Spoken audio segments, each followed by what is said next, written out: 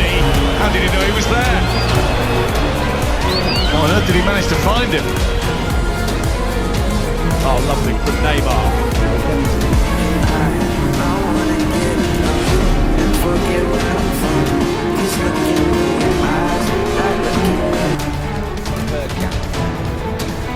Good running by Reyes.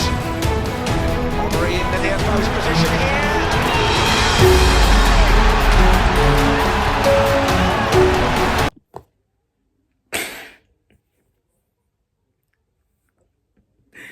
Juste exceptionnel. Yo les gars, c'est Gabinho, j'espère que vous allez tous très bien. On se retrouve pour une nouvelle vidéo débrief du match entre le PSG et Monaco. Victoire 4-1 du PSG. Où aujourd'hui les gars, le PSG a donné une leçon de football, un récital à Monaco. Les gars, c'était un gros choc de cette Ligue 1. On leur a fait un récital. Les gars, on leur a fait réciter une chanson. Aujourd'hui, ce PSG est exceptionnel. Et on voit que ce PSG prend une autre dimension depuis ce mois de décembre. Mais franchement, qu'est-ce que c'est beau avoir joué. Qu'est-ce qu'on prend du plaisir à avoir joué ce PSG-là. Des sensations, tu vois. Franchement, bravo cette équipe du PSG. Je fais le débrief le lendemain. Mais franchement, hier soir, j'ai été choc-barre de cette victoire du PSG. On va débriefer tout ça. Mais avant que la vidéo ne commence, n'hésite pas à t'abonner comme d'habitude. Ça fera extrêmement plaisir à liker, à commenter, à partager si ce n'est pas déjà fait. Sur ce, let's go. Bah, faut savoir qu'en plus, là, les gars, c'était un match avant un match de Ligue des Champions contre Brest mardi. Donc, comment te dire que déjà, tu prépares extrêmement bien ce match. Car aujourd'hui, tu as été très bon. Mais on va commencer petit à petit. Déjà, on va commencer par la composition. Franchement, une composition où il y avait Donnarumma au goal. À gauche, tu avais Nuno Mendes. Défense centrale, tu avais Marquinhos Pacho. Latéral droit, Hakimi était laissé au repos. Donc, il y avait João Neves à sa place. Au milieu de terrain, il y avait du Fabien Ruiz, Désiré Doué et Vitinha. Et en attaque, tu avais à gauche.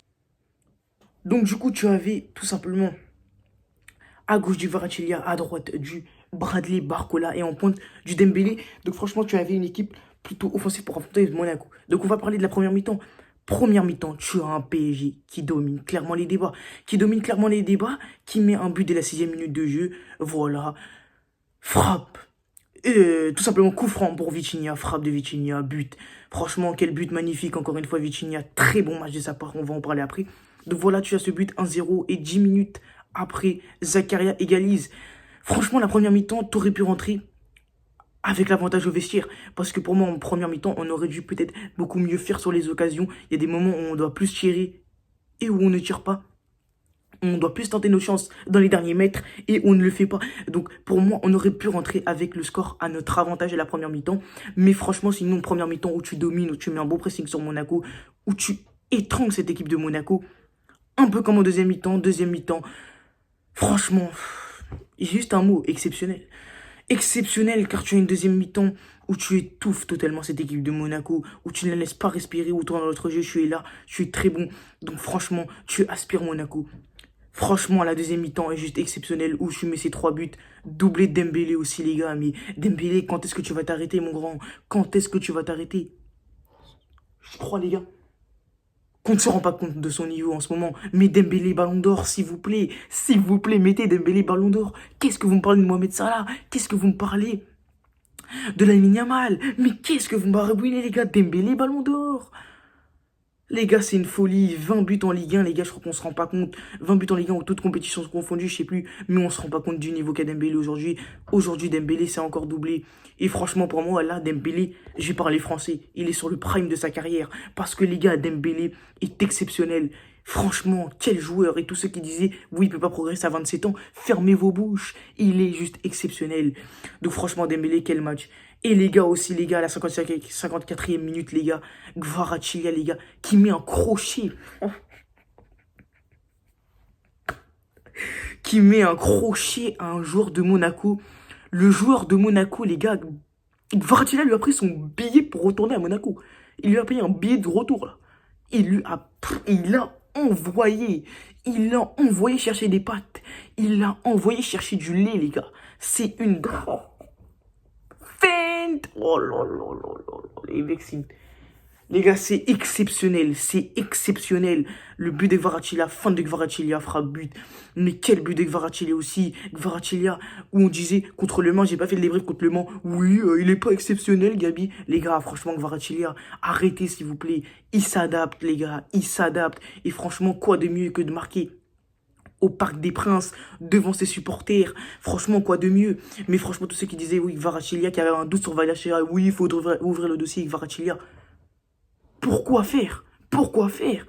Aujourd'hui, Kvaratskhelia fait un bon match. Il l'envoie au Cambridge, un joueur le joueur de Monaco.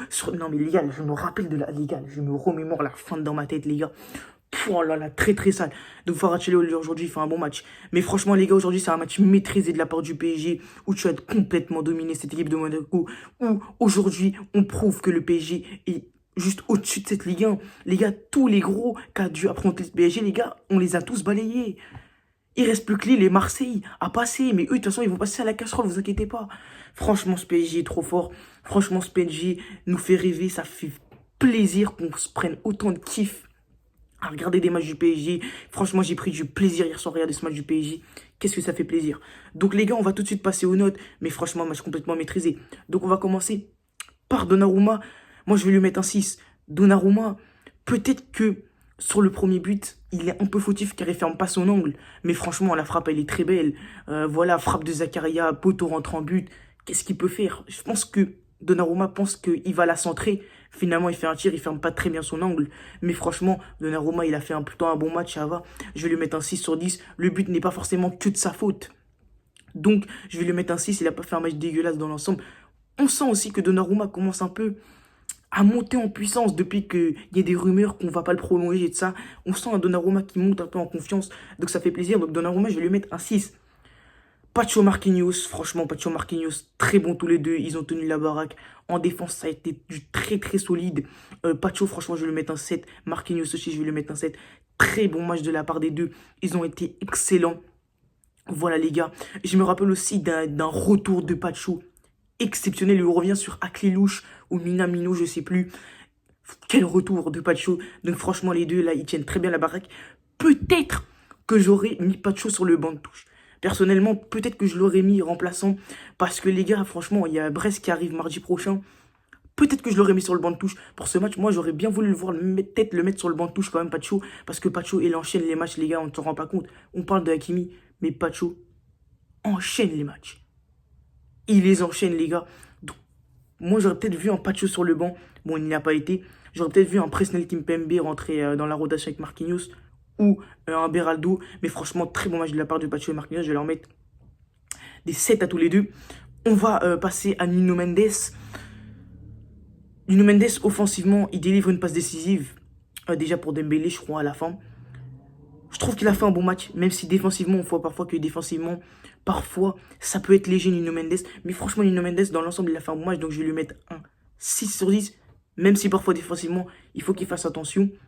Mais sinon, je vais lui mettre un 6 sur 10 à tout simplement Nuno Mendes. On va passer latéral droit au latéral droit. Donc Hakimi a été mis au repos. Donc les gars, c'était Joao Neves qui était sur le côté droit. Et Joao Neves, mais quel match. Franchement les gars, Joao Neves, franchement là, je pense qu'il n'y a plus de débat là. Tous ceux qui disaient, ouais on l'a acheté 60 millions au Benfica. Non mais c'est n'importe quoi, le Benfica nous a arnaqué. Vous êtes où? Où êtes-vous? Mais où est-ce que vous êtes? Parce que franchement, c'est aberrant là. Tous ceux qui disaient, ouais, Joao Neves, c'est du vol. Les gars, 60 millions, mais franchement, comme Declan Rice avec Arsenal. Dans les commentaires, faisons une cagnotte. Récoltons des dons. Comme pour Stream4 ou Manichi. Récoltons des dons. Parce que les gars, on a fait le braquage de l'année en achetant Joao Neves. 60 millions, c'est du n'importe quoi. Et Joao Neves, aujourd'hui, quel match de sa part. Il a été très bon défensivement. Latéral droit, c'est pas son poste. Mais parfois, il est revenu un peu au milieu de terrain pour aider les milieux. Très bon match de la part de Joao Neves. Donc, je vais lui mettre un 7 sur 10. Mais encore une fois, Joao Neves, je vais vous le dire, yeux dans les yeux. Clairement, à tous ceux qui ne supportent pas le PSG, Joao Neves fait partie des meilleurs milieux de terrain au monde aujourd'hui. Il fait partie des meilleurs milieux de terrain au monde, car il est très bon, il est exceptionnel, petit gabarit, mais c'est un chien en fait. Il est là, il récupère des ballons, il met de l'impact dans les duels, avec sa petite taille, son petit corps. Franchement, ça fait plaisir. Joyeux Neves, très bon match de sa part, donc je vais lui mettre un 7 sur 10. On va passer au milieu de terrain. Milieu de terrain. On va commencer par Fabien Ruiz. Fabien Ruiz, je vais lui mettre un 4 sur 10. Encore une fois, Fabien Ruiz, les gars, en fait, je sais pas. Je sais pas, en fait, le totem d'immunité qu'a ce joueur. Franchement, je sais pas. Mais il va falloir me le dire. Parce que là, même... En fait, on demande à Ruiz de s'inscrire à koh. Je sais même pas s'ils vont l'accepter, en fait. Tellement son totem d'immunité est haut. Ah, il joue à koh. Hein. Pendant 3 ans, il joue à koh. Il gagne toutes les saisons. Hein. Les mecs, ce mec-là, les gars, c'est aberrant. Ce mec-là, les gars, je ne sais pas comment il fait pour être au milieu de terrain. Comment il fait pour être titulaire. Parce que ce mec-là n'apporte rien. Dans le jeu, il n'apporte rien. Il ralentit le jeu. Les gars, on sent qu'il pèse lourd dans le jeu, les gars, on le voit. On dirait qu'il a pas envie d'être là, mais qu'il est là parce qu'il a peut-être envie. Bélé, qu'un club européen le repère. Pourquoi pas pour qu'il parte dans un autre club. Je sais pas. Mais Fabien Ruiz, c'était nul. Fabien Ruiz, les gars, je sais pas c'est quoi. Oh, Fabien Ruiz, c'est un burger sans steak dedans. Les gars, c'est du n'importe quoi. Fabien Ruiz, je sais même pas comment il fait pour être titulaire. Fabien Ruiz est nul. Et ce mec-là, je sais pas ce qu'il fait là. Je vais lui mettre un 4 sur 10. Il n'a rien apporté. Aucune action marquante. 4 sur 10. On va passer à Vitinha. Il marque un magnifique coup franc. 7 sur 10, Vitinha. Il a fait un très bon match, Vitinha. Il a été là dans les duels. Encore une fois, Vitinha est exceptionnel. Encore une fois, Vitinha est monstrueux. Et tous les haters de Vitinha, mais venez, je vous accueille dans les commentaires, ramenez vos fesses. Qu'est-ce que vous parlez? Arrêtez de parler, silence and play. Regardez-moi ce garçon jouer. Il est trop fort, ce mec-là, il est trop fort. Donc je vais lui mettre un 7 sur 10. Il a fait un très bon match. Il a essayé de porter le ballon vers l'avant. Oui, mais Vitinha, il joue tout le temps vers l'arrière. C'est Fabien Ruiz. 7 sur 10, les gars. 7 sur 10, je ne peux que lui mettre 7-9. Très bon match de la part de Vitinha. Donc 7 sur 10, il a été là. Bref, incroyable le match de Vitinha. 7 sur 10. On va passer à Monsieur Désiré Doué. Doué, je trouve qu'il a fait un bon match dans l'ensemble. Donc je vais lui mettre un 6,5 sur 10. Il a été là au milieu de terrain. Je trouve qu'il est plutôt bon. Il a essayé d'apporter du danger vers l'avant. Même si défensivement, parfois, il ne revenait pas forcément tout le temps. Mais franchement, Doué, il a fait un très bon match. Très bon match de la part de Doué. Bon, de là à le comparer à Diogo Bonito Neymar, je pense qu'il va falloir passer, mais franchement, très bon match de la part de Doué. Mais les gars, doucement, tous ceux qui disent oui, c'est le nouveau Neymar, c'est vrai qu'il a une dégaine à Neymar. C'est vrai aussi, les gars, qu'il adore Neymar, que c'est son joueur préféré. On est un peu similaire avec Doué, hein, voilà. Mais franchement, doucement. Doué, les gars, je vous le dis tout de suite, c'est loin d'être Neymar. C'est loin d'être Neymar, les gars. Il y a encore des moments où il doit être meilleur et où il ne l'est pas. Donc franchement, Doué, je vais lui mettre un 6,5 sur 10. Il a fait un bon match. On va passer à Barcola. Barcola, il a été bon, mais parfois tu sens qu'il doit encore plus y aller. En fait, à chaque fois, j'ai l'impression de me répéter avec Barcola. Je trouve qu'il a fait un bon match. Hein. Je vais lui mettre un 6. Mais parfois, Barcola, il y a des moments en première mi-temps où il doit tirer, où il ne le fait pas, où il a un peu cet air un peu trop collectif. Mais sinon, Barcola, il a fait un bon match. Mais parfois, faut plus qu'il ait pensé à dribbler qu'il fasse des passes. Enfin, c'est important qu'il soit collectif, Barcola. Mais quand il a un dribble à faire, faut qu'il le fasse. Mais sinon, Barcola, je vais lui mettre un 6 sur 10. Il a fait un très bon match. On va tout de suite noter Dembélé. Dembélé, je vous le dis tout de suite, c'est un 7,5 sur 10. Encore une fois, Dembélé est très bon. Encore une fois, Dembélé nous plante un triplé. Encore une fois, Dembélé, c'est 20 buts en Ligue 1. Ce mec-là est exceptionnel. Et pour moi, là, on assiste à Dembélé Prime. Donc, ouvrez vos yeux. Ouvrez vos yeux, on assiste à Dembélé Prime, parce que ce mec-là est exceptionnel, il plante des triplés, des doublés, mais à chaque match il va nous planter un triplé, mais à la fin il va finir avec 50 buts. Oh doucement, tranquille ma biche, détends-toi, on a compris que t'es là, t'es énervé, t'es en feu. Mais comme toi, les gars, à un moment Dembélé, il va brûler un stade entier, comme tellement il est chaud, il est bouillant.